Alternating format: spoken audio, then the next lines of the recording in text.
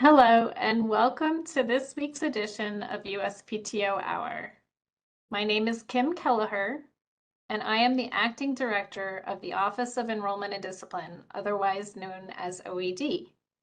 With me here today are Jennifer Hartchick, Acting Senior Counsel for Intellectual Property Services, and Ronald Jakes, Senior Counsel for Disciplinary Investigations. A little bit of housekeeping before we get started.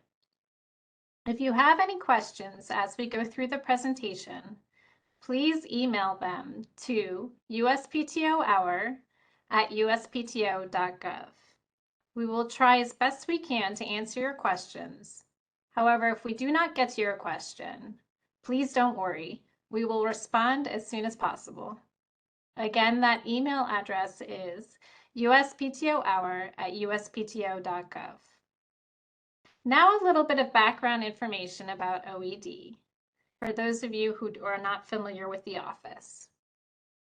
OED has two primary functions. First, to enroll practitioners so that they are able to represent others before the USPTO. And second, to investigate alleged misconduct by practitioners. Sounds pretty straightforward, right? Well, hopefully at the end of this hour, you will see that there is a lot more to each of these functions. So let's jump in with Jen and see what she can tell us about the enrollment functions. Jen, let's start with an easy one. I used the term practitioner just now. Who exactly are practitioners? Thank you, Kim, and good afternoon, everyone. Practitioners fall into several categories. First, there are registered patent practitioners, which are those who have taken and passed the patent bar. Second, there are trademark practitioners, which are those attorneys who practice before the office in trademark matters. Limited recognition persons, as well as law school clinic certification program students. Okay, Jen, now I'm interested in becoming registered. How do I become a patent practitioner? Well, Kim, you would apply, of course, through our OED applicant portal listed on this slide. The portal will walk you through the application process, including what documents you would need to upload, as well as any fees that you would need to pay. After you submit a complete application, your scientific and technical qualifications will be reviewed.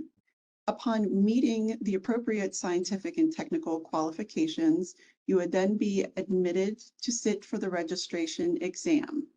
You would then take, and upon passing the exam, undergo a moral character evaluation prior to registration. That all sounds great. Where would I find out more information about the application process? So the first place to go would be the OED webpage on the USPTO website. This screen shows the webpage as well as the URL. There's also a shortened URL that you may use instead of this very long one, which is uspto.gov/practitioners. This will take you to the page with useful information about becoming a practitioner. There is also what is called the General Requirements Bulletin. It is a document available online which goes through the entire application process and qualifications. It will walk you through the application as well as letting you know what scientific and technical qualifications are needed for qualifying to sit for the exam. Can you explain a little bit more about the scientific and technical qualifications? Sure, there are two ways that people can qualify. First is in all patent matters, and second is in design patent matters only. For all patent matters, there are three options, categories A, B, and C. For category A person would need a particular enumerated scientific and technical degree, which is listed in the General Requirements Bulletin. Those degrees include hard sciences such as biology, chemistry, and various types of engineering. If you don't have one of those degrees, don't worry, you may still be able to qualify under option B. For category B, it is an applicant would have a different degree, but then have a number of scientific and technical courses that would qualify. Under category B, there are 4 different options of coursework that may qualify. Please see the general requirements bulletin for those specific details. There is also a third way, category C, which means you could take and pass what is called the Fundamentals of Engineering test. This exam is not administered by the USPTO, but it is available to the public. The second type is category D, which is for design patent matters only. Under category D, you would need a particular degree, which is enumerated in the GRB, also the General Requirements Bulletin, you may hear it referred. And these courses, these degrees include things that are design and art related. All right, Jen, let's get down to brass tacks here. What does the registration exam look like? The registration exam is 100 multiple choice questions. It includes 10 beta questions, which are non-scored questions, and 90 scored questions. It is computer-based and given in 2 3-hour sessions in one day. A searchable MPEP will be available on the computer, and the exam is offered year-round at commercial testing facilities across the United States. So you could find one that's closest to you and go and take the exam at that location. The exam also requires a 70% to pass.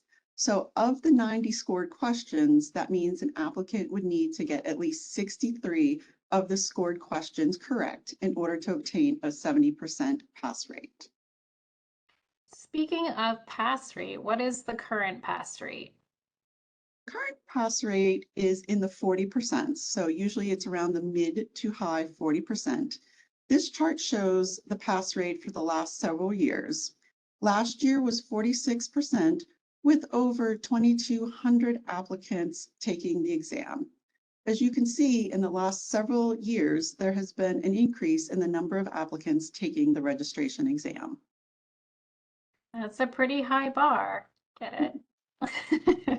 I get it. All right, Jen, let's flip to the other side of practice before the office. Is there a trademark bar? So there is not a trademark bar similar to the patent bar. However, any U.S. licensed attorney who is an active member in good standing of the highest court of a U.S. state is eligible to practice before the office in trademark matters. Attorneys are not required to apply for registration or recognition to practice in trademark matters. Let's pretend I'm a law school student. How can I gain experience as a practitioner? Yes, the USPTO administers what is called the Law School Clinic Certification Program. This is a group of schools that have applied and qualified to be a part of the program. In the program, students who participate can practice before the office by receiving limited recognition from our office under the supervision of an approved supervisor. Schools that have applied to be in the program have been accepted to practice in patent matters, trademark matters, or both. This slide shows a representation of where the schools are located across the United States. There is also a listing of all the schools and their state location.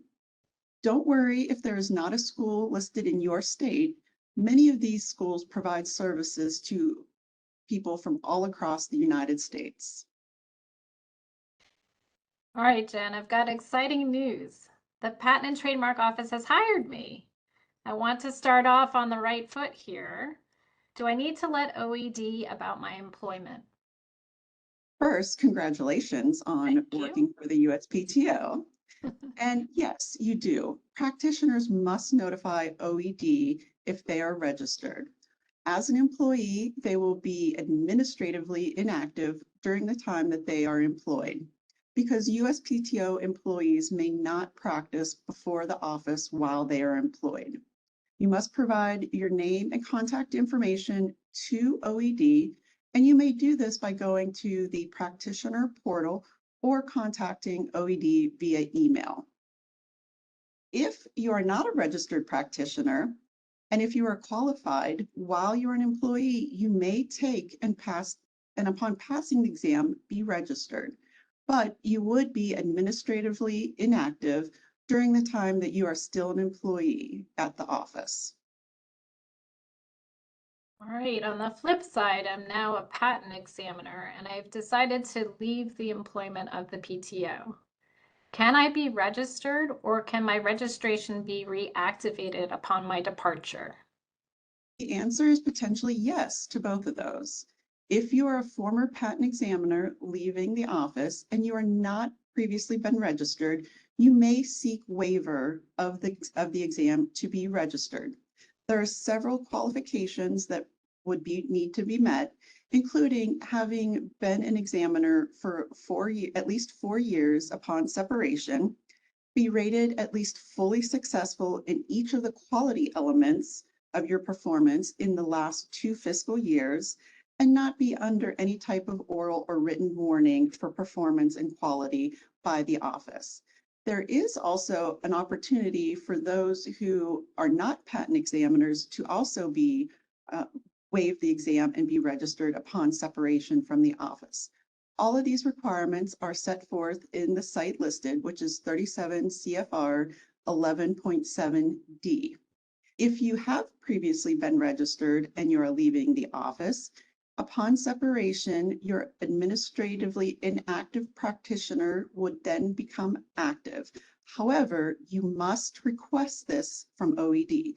It does not happen automatically. You must let us know that you are leaving and would like your registration reactivated. You can do this via the practitioner portal or by emailing us. Okay, I'm now an inventor and I've got this amazing invention. How do I find a patent practitioner? You may go to the website, which is also a shortened version of what's listed there at uspto.gov/practitioners. And there is a roster of all registered practitioners. You can click on that link and you will be able to search for practitioners. If you know their name, you can search by name or registration number. But if you don't have anyone in mind, don't worry. You can search by firm name, but you can also search by geographic location, such as someone in your particular state or even your city. You can also download an entire roster. Now, keep in mind, there's a lot of registered practitioners, so you may want to narrow it down in some manner, but you may also do that through this site. What about a trademark practitioner? So the USPTO does not maintain a roster of trademark attorneys like we do for patent practitioners. However, many state bar associations do contain a listing, and they do list a attorney's practice areas. So you could go to the local state bar and look for someone who practices in trademark matters. I am a patent practitioner. How do I update my information with OED? Well, the easiest way is through the practitioner portal that I've mentioned. There is a lot of stuff that you can do on your own through the practitioner portal. So you would enter your user ID and password and sign in, and you could do that. However, if you forgot either one of those, there is a link that says forgot user ID or password. And if you click on that link, one or both of those can be updated for you. Please remember that you must contact OED within 30 days of any change of information for you. This is very important to keep OED updated of your contact information. And keep in mind also that updating your contact information in a customer number or a patent application does not update that information with OED. You must update OED independently of anything you do in any of your cases. So Jen, how many patent practitioners are there? We have a lot of practitioners.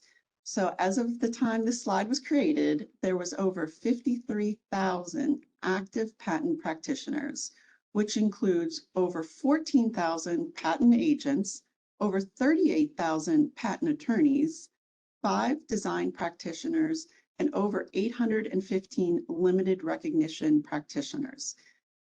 Information is also available on our website and is updated daily. So you can have the most up-to-date information regarding practitioners each day.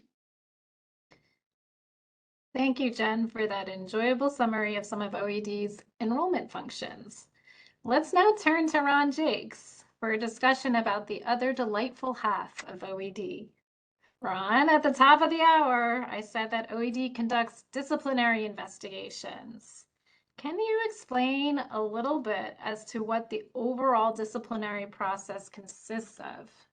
Good afternoon, everyone. As we learned from Jen, in part, OED acts like a state bar. We determine who's qualified to sit for our registration examination. We create the questions for our exam, and we oversee the administration of the exam. And then if you're fortunate enough and skilled enough to have passed our rigorous exam, we're going to conduct a moral qualification fitness of character assessment. Also, like a state bar, OED receives and investigates complaints that are made against practitioners. Therefore, as part of our multifaceted mission, because there's a lot more we do than enroll and administer and investigate, but as part of our mission, we investigate practitioners who are either unable or unwilling to comply with their ethical obligations to their clients, the public, and to the PTO or other tribunals before which they practice. So with that as background, let me give an overview of our investigative and disciplinary process. First of all, our investigations are confidential. They're subject to the Federal Privacy Act. So what we do is typically not public until and unless a final order imposing discipline is issued. When we do receive a complaint, start our confidential investigation, it's characterized by being impartial, thorough, and timely. Let me go over each one of those. The hallmark of each and every investigation is that we are objective. Simply stated, we want to learn what has happened. Therefore, we carry out neutral investigations that look for and gather evidence that could corroborate or rebut what the grievant tells us, that can corroborate or rebut what a practitioner tells us. We have no bias, we're just seeking the facts. So that's our impartiality. Thoroughness is what it suggests. We pursue reasonable avenues of inquiry. We seek out relevant evidence from a wide variety of sources, including but not limited to sending written requests for information. Those are what we call requests for information, or you'll hear me say RFIs. But we send RFIs to the grievant. We may send RFIs to the practitioner. We may send them to witnesses. And part of the RFIs, we're always requesting documents that are relevant. Documents could include engagement agreements between the client and the practitioner, could include trust account documents, could include basic correspondence, all the emails to and fro. We also may do interviews, which we find very helpful to seeking the truth, but an interview of the grievant, witnesses, and of course the practitioner. Now, timely. Those who have reviewed Section 32 of the patent statute, 35 U.S. Code, understands there are 2 time periods that generally apply to all of our investigations. The first one is a 10-year period, which isn't like a repose, meaning if certain misconduct occurred more than 10 years ago, then, charges aren't going to be pursued. The more common one is a 1-year period, and that's a 1-year statute of limitations, not from the date of the misconduct, but from the date the OED director receives a written complaint about the conduct. Now, any given case, I don't want to get too technical, but any given case can have more than one statute of limitations, more than one year period. This is because there's usually more than one date of a given misconduct. There's also exceptions to any given limitations period, fraud or concealment, for example.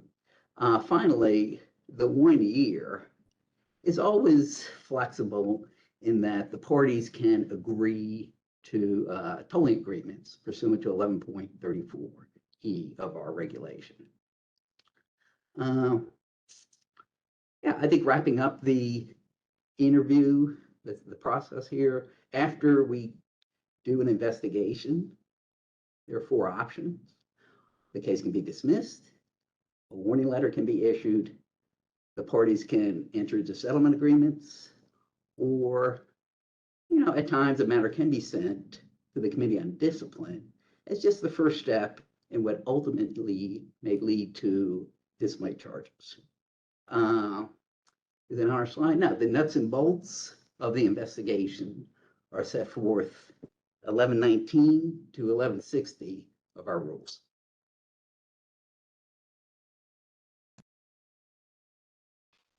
So Ron, you alluded to this a little bit earlier on, but can you explain a little bit more about the extent of OED's jurisdiction? Sure, pardon me. OED has jurisdiction over registered practitioners, but also any attorneys who are engaged in practice before the office. That could be trademark attorneys, pro hac vici admitted practice before the Patent Trial and Appeal Board, and even those who practice before OED. We also have jurisdiction over persons who are not authorized to practice, but who engage or offer to engage in practice before the office without authority. And as said here on the slide, pardon me if I go back, sorry, the rules, the ethical rules applying to our practitioners are set forth at 37 CFR 11.101. All right, Ron. So I'm a former client of a practitioner, and I suspect that the practitioner I hired is not adhering to the ethics rules. How do I file a grievance against the practitioner? We make the process very easy. However, we do require that it be in writing. So the easiest way to do this is simply to send us information at our email address, oed@uspto.gov. Now, we ask that you provide your contact information and to update that information in case it changes. We want that because if we have to reach out to you, we know where you are. Now, even though we request contact information, we do receive anonymous grievances. That's perfectly okay, but understand if you have information that we think is important in our objective and thorough investigation, we don't know who you are, we can't ask for it. So with that, tell us who you are, keep us updated as to where you may be reached. Now, as to the substance of the grievance itself, understand we do not investigate companies or law firms or groups. We need to know each person's name and contact information about whom the grievance is. That makes sense, but the more information you give us with specificity, what law firm they work at, what their registration number is, what their email address is, that's very helpful. Obviously, we want to know what is the problem. So give us a concise statement of facts. You don't have to tell us everything, but chronologies are particularly helpful, just date by date what happened. And also very helpful are relevant documents. As I mentioned earlier, the engagement agreement, copies of correspondence between you and your attorney or practitioner, even a copy of relevant office actions would be helpful to our initial review of that grievance.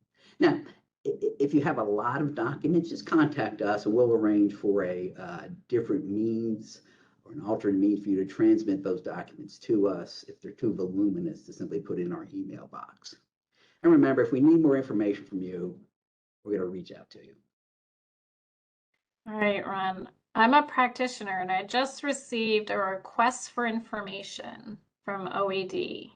Besides taking a deep breath, what do I do? You can take the deep breath, but please, exhale. That's the other important half of it. All right, so let me start with some helpful background about who is OED and what we do. We don't automatically send out a request for information in RFI. Oftentimes, the grievances we receive do not provide OED with a full picture of what has transpired. In other words, we look at the grievance and realize there are times when the allegations simply don't provide us a reasonable basis for issuing an RFI or for jumping into a full-blown investigation.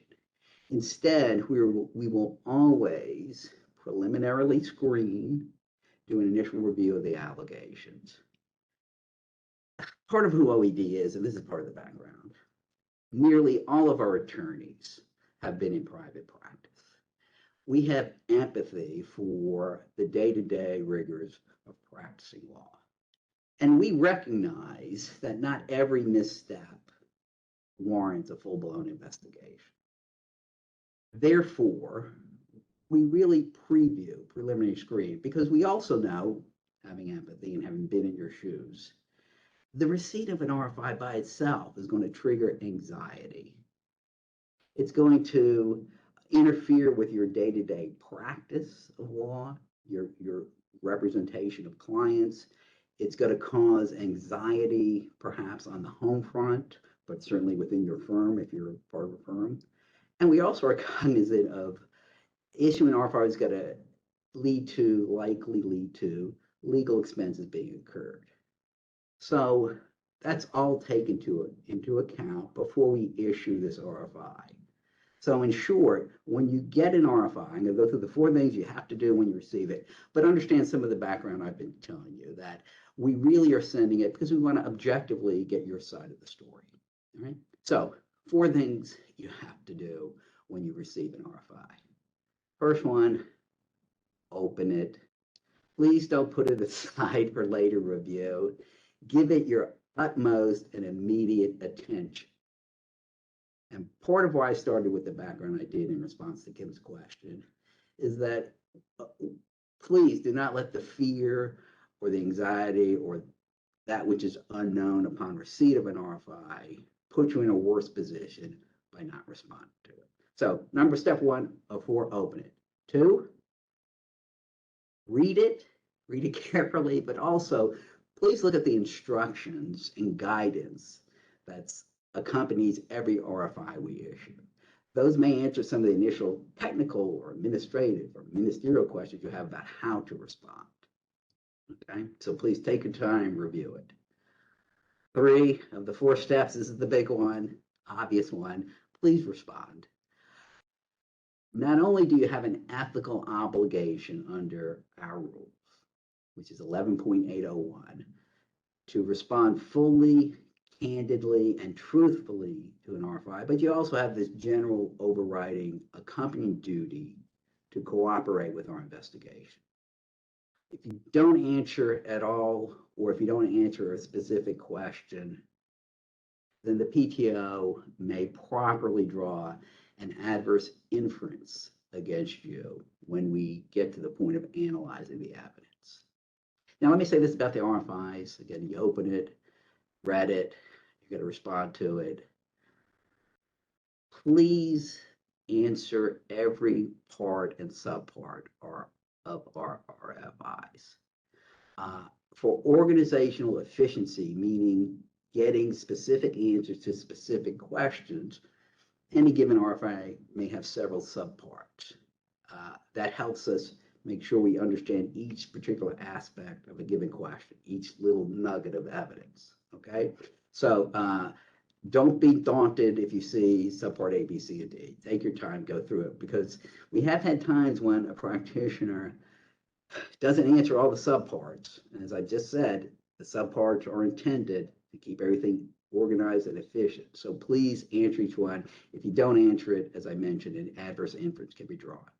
Now, fourth part is, if fourth step or fourth thing you need to know, if you need extra time, just please give us a call and request it, okay?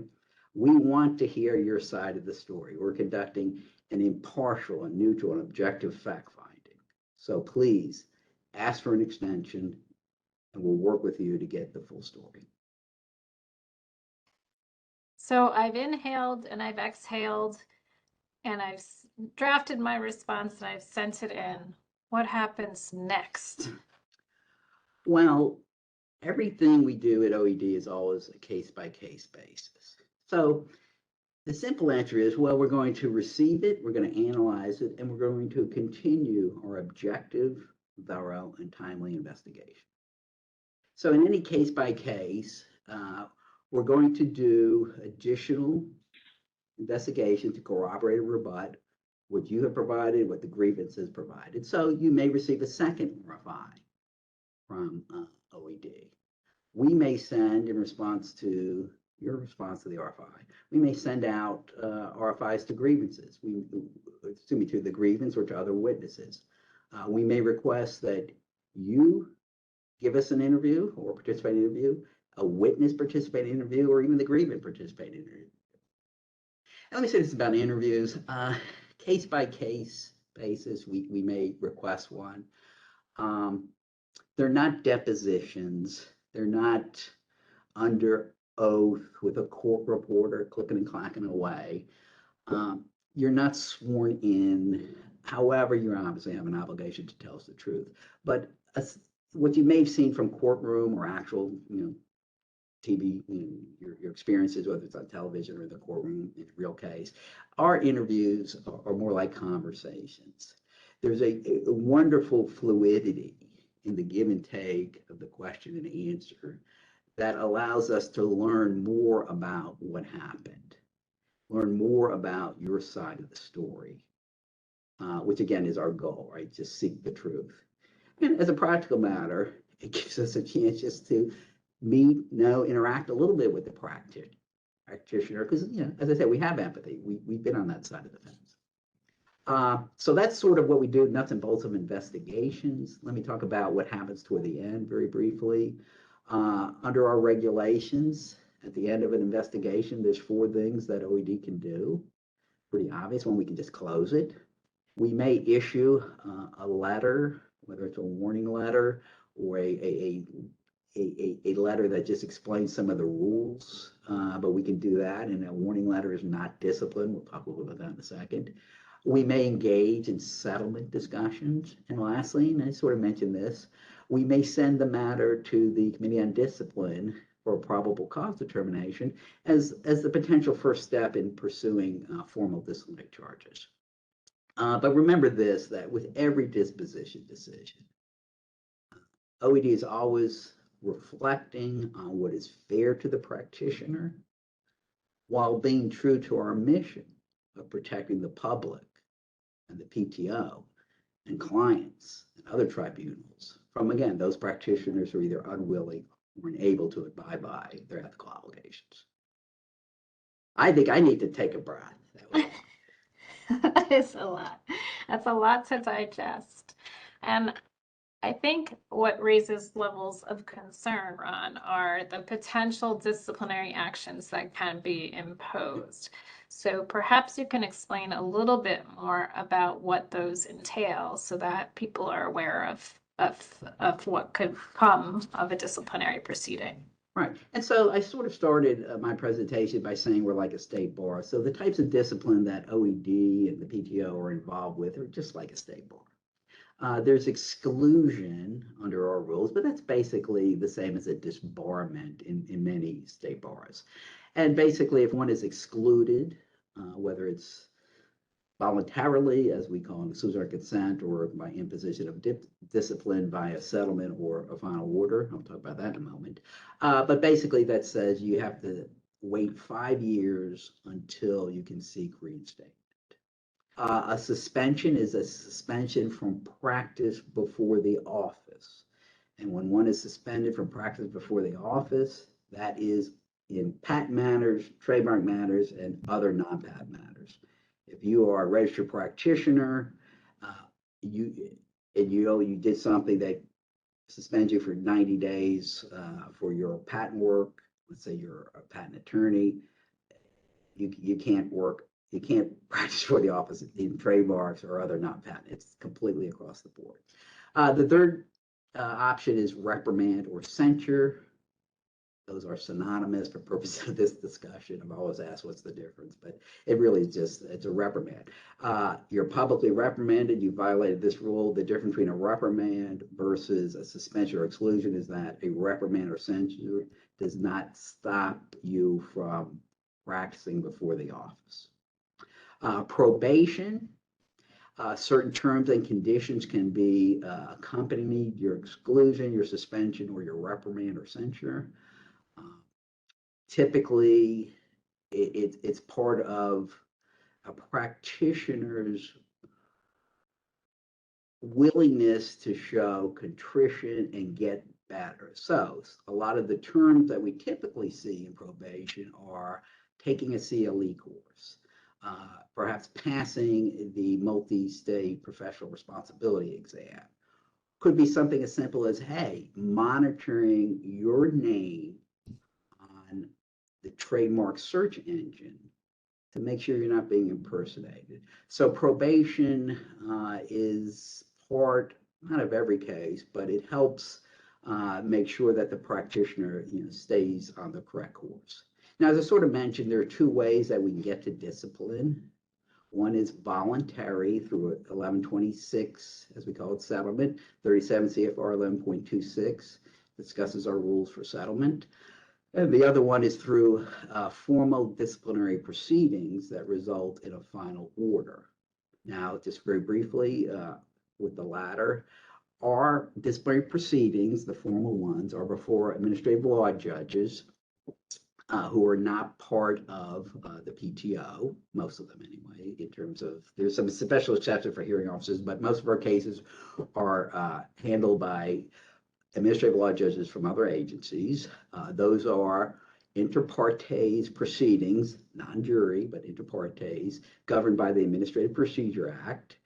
And typically, it's evidence comes in by way of testimony, evidence comes in by way of exhibits. Pursuant to USPTO regulation, it's our colleagues in the Office of the Solicitor who will represent the OED director before an ALJ. Typically, an ALJ will issue an initial decision that will become a final order if not appealed. The appeal process is to the PTO director. And then once the PTO director reviews the appeal, that will be issued as a final order. So that's just a little background on formal disciplinary cases. Most of our cases, most of our published decisions are by way of settlements. And let me just say this, every settlement is on its own. It's a case-by-case basis, but even though it's a case-by-case basis, OED always fairly balances the interests of the practitioner with our mission to protect the public, the clients, the PTO, and other tribunals. And the last thing I'll say is on the slide here, but one of the possible outcomes of and I mentioned this earlier, of an investigation is a warning. Note that a warning letter is very formal, but it is not discipline. It is not public. So if I'm looking to find out if a practitioner has been disciplined, where would I go? Well, the best place is the FOIA webpage, OED Final Decisions, that FOIA documents USPTO had set there on the screen. That's publicly available. It's updated regularly. And for fairness, it's not just those who have been disciplined. It's also the decisions to reinstate those who have been reinstated. Two people I think should be looking at these final orders, those who are looking to hire a patent practitioner or a trademark practitioner to see if they're involved in any discipline, come to our website. But very quickly, if you are engaged in practice before the office, whether it's on the trademark side or the patent side, I mean, there's a lot of valuable information in our final orders. We pride ourselves on not preaching, but just explaining relevant rules in the context of actual facts. And in our notice of discipline, which is also published in the official Gazette, but it's part of every final order, there's usually some helpful guidance that is in there specifically to help practitioners navigate the ethical pitfalls that come up in everyday practice. For example, if you read our public decisions, there really should not be any confusion from our practitioners who practice before us on the trademark side, whether the trademark signature rules are technical in nature or not. They are not technical in nature. They are substantive. And if you violate our trademark signature rules, you're potentially adversely affecting applicants' intellectual property rights, and you're potentially subjecting yourself to discipline. So it's a great source, kind of a self-taught CLE, and I recommend all of our practitioners, trademark, patent, or other non-patent, just take a look at it. You may learn something. Can you walk us through some recent disciplinary statistics? I can only if I look at all my notes over here. So the chart is pretty good. It's a little, it's a bar chart, right? So you can see an uptick from 24 to fiscal year 25 in warning letters, published decisions, and the published decisions have include our reciprocal cases, which have been separated there. Case reciprocal discipline is where another state imposes discipline, and for many reasons, OED opts to pursue a expedited due process procedure to take discipline. But aside from that, we have seen an uptick, and I'll just go a few stats from FY 2024 to 2025. In 2024, we opened 160 misconduct investigations, 160. FY 25, 205. Breaking that down a little bit further, FY 24, 37 of the investigations concerned trademark fraud or other trademark misconduct that adversely affects trademark operations here at the PTO. So in 2024, 37. In 2025, 45. Generally speaking, we've seen an uptick in just people asking or matters that are sort of, what are we going to do with these? From 159 in FY 2024 to 169 last fiscal year. Those are miscellaneous matters we open to keep track of. A couple final stats. Last year, FY 2025, 17 matters were sent to the Committee on Discipline. 2 years ago, FY 2024, only 6. Finally, in terms of matters affecting the integrity of our trademark registration process here at the PTO, 18 final orders were issued in FY 2025 for those practitioners who engaged in that misconduct versus only 12, which is still a lot, but 12 in 2024. Please check our FOIA page. You'll see additional published decisions. The stats I gave are only through 2025, and I think we've had 5 or 6 so far this year. So Ron, you mentioned patent and trademark fraud. Can you explain a little bit more about OED's role in combating patent and trademark fraud? Sure. OED's role is not any different in this arena than we are with just combating unethical practice. It's basically, we receive grievances from many sources that allege someone has engaged in patent fraud or trademark fraud before the office. What do? If I was given a pop quiz, I would ask my students, but well, we're going to conduct an objective, thorough, and timely investigation. Right? So that's pretty much what we do. But as I mentioned, through our disciplinary decisions, we make a conscious effort to make sure that those decisions help educate the practitioners as to where these fraud schemes exist, where they can best adjust their practices so they don't step into it. We also are involved in the National Organization of Bar Council, and we've given presentations to that organization about how attorneys can become more aware of fraudulent schemes on behalf of their clients, but also, to protect themselves from impersonation. So speaking of that, I'm an applicant or a practitioner.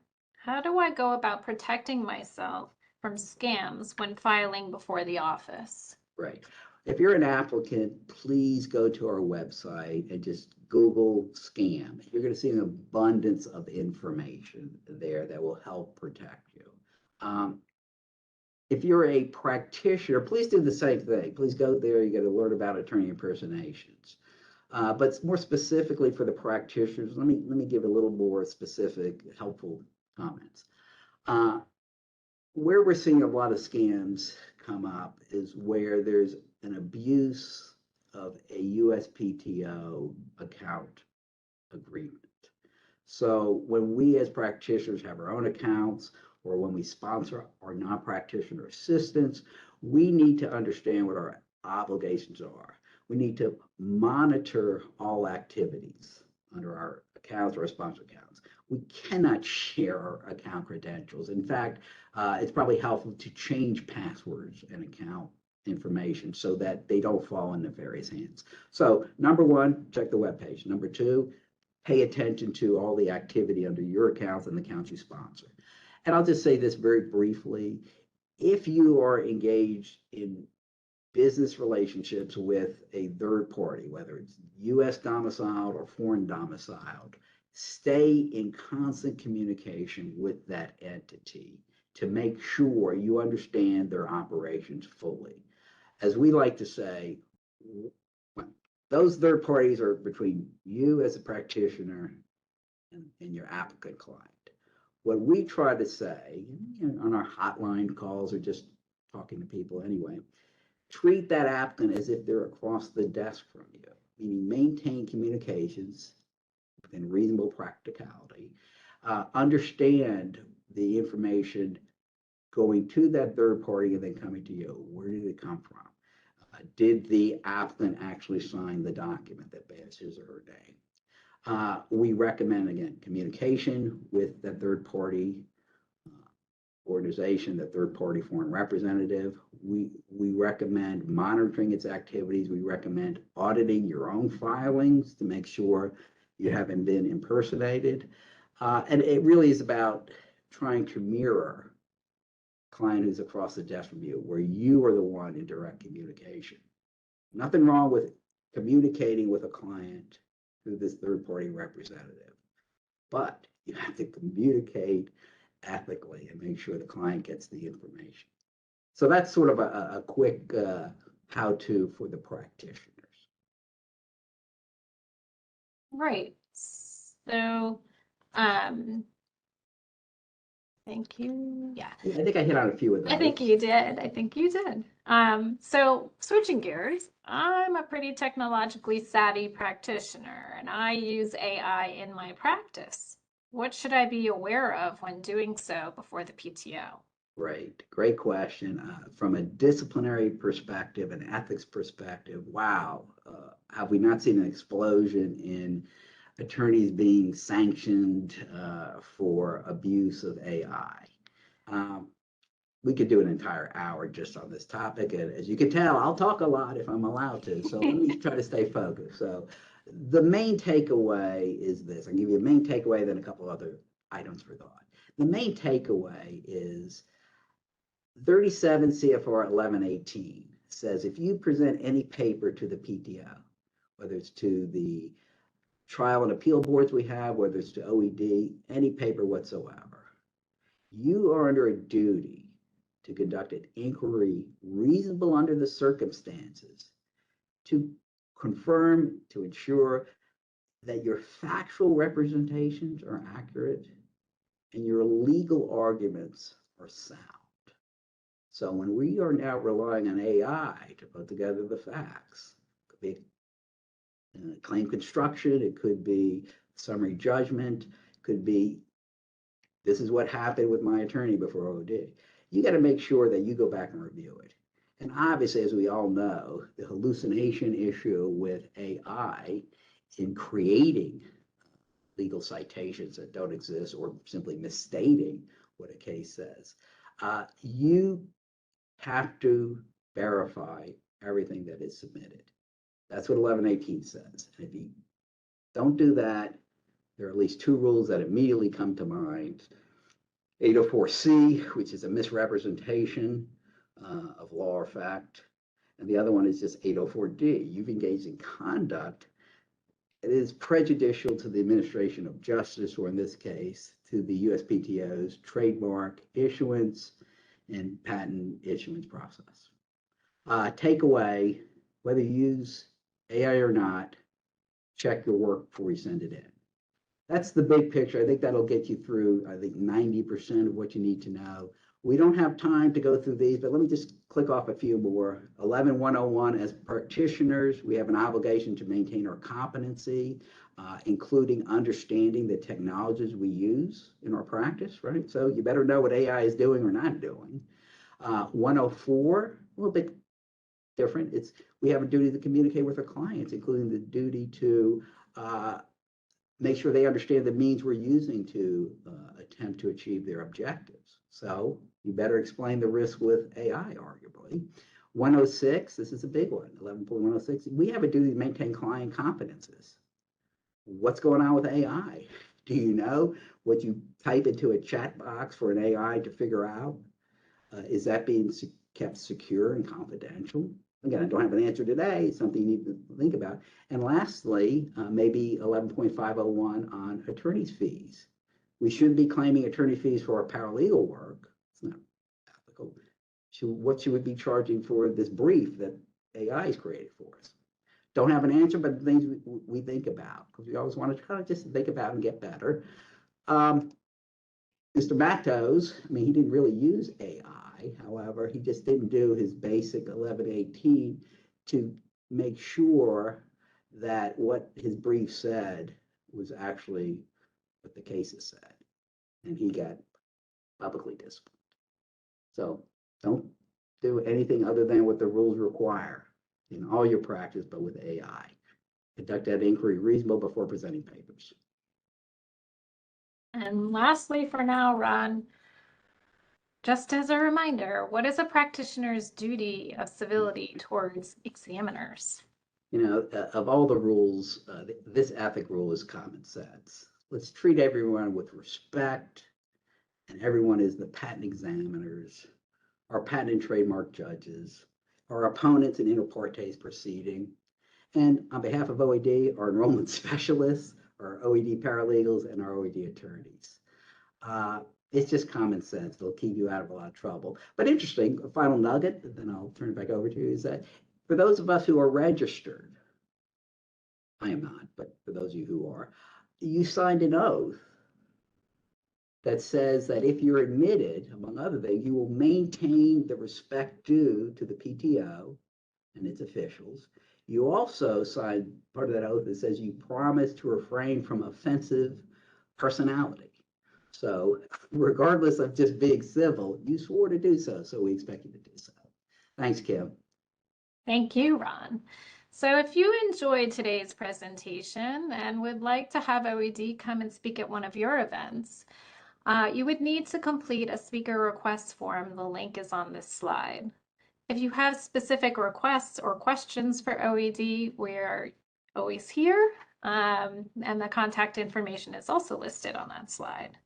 We will now turn to questions that we received during this presentation. And if you have additional questions, you're so welcome to email us at usptohour@uspto.gov. I'm going to give Ron a little bit of a break, Jen, and turn to you.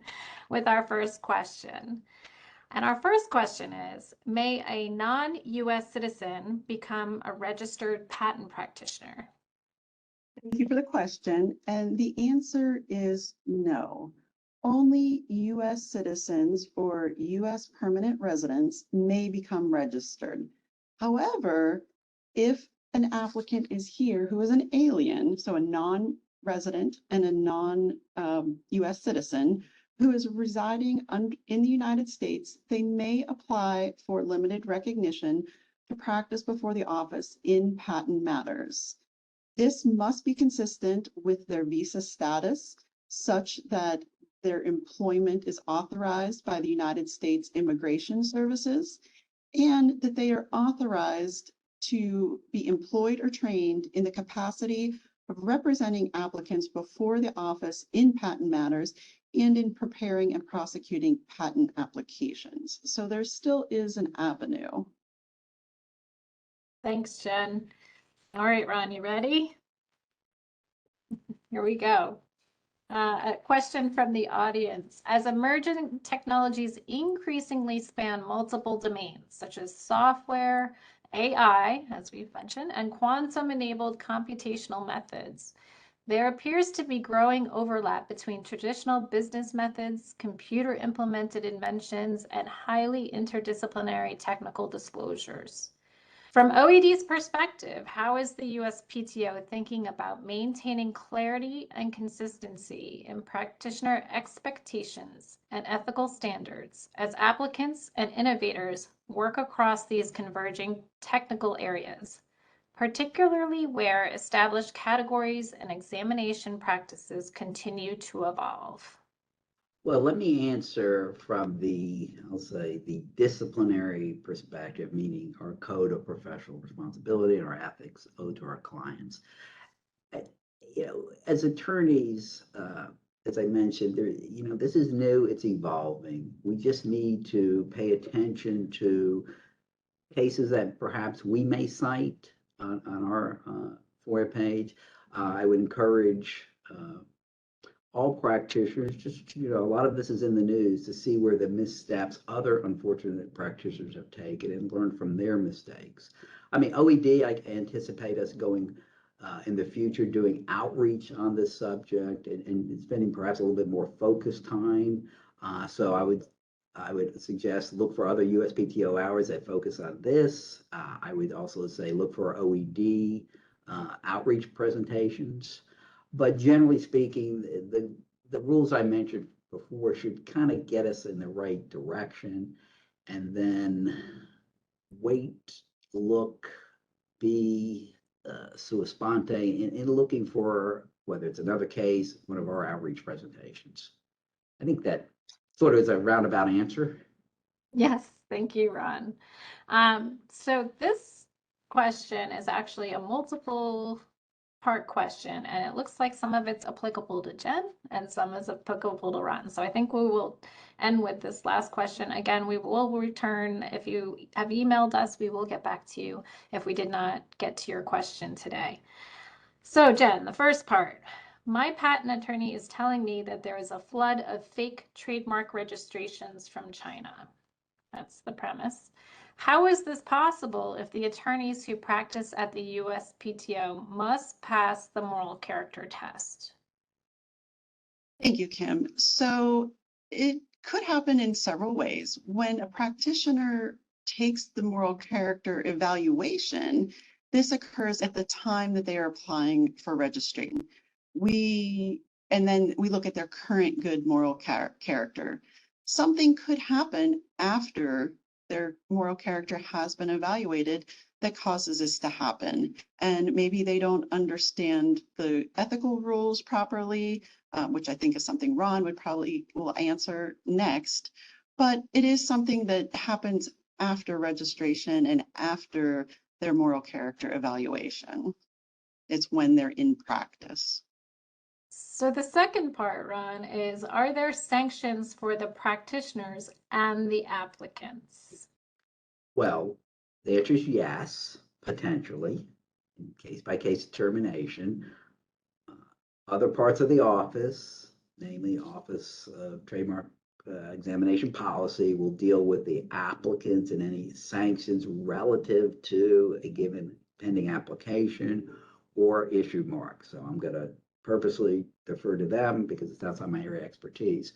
But yes, in a nutshell, OED receives, as some stats showed, a large amount of complaints about unethical practice involving trademark registration practice. Every case, to repeat, is a nice way to summarize. We do objective, thorough, timely investigation. Merely because it's a foreign domiciled clients in a high volume, low cost business, that may give us reason to look at it, but we need more than that, and we objectively and thoroughly investigate each case. I'll defer the reader to our FOIA page and type in U.S. Counsel Rule as a search term, and you're going to find dozens of cases concerning trademark scams and frauds for which trademark practitioners have been appropriately and fairly disciplined. Okay, folks. Well, that concludes the hour and also our presentation. Thank you for joining us. We look forward to seeing you at the next USPTO hour.